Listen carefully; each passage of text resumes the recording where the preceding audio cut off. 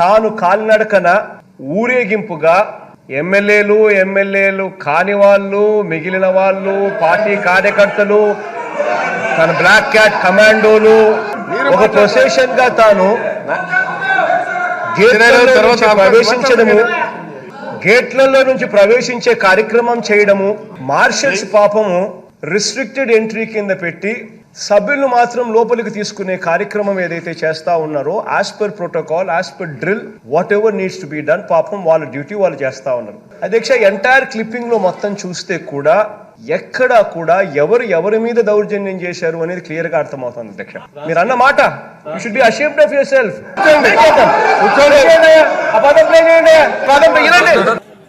మధుసూదన్ రావు గుర్తుపెట్టుకో, ఎల్లకాలం ఇలా మాదిరిగా ఉండదు.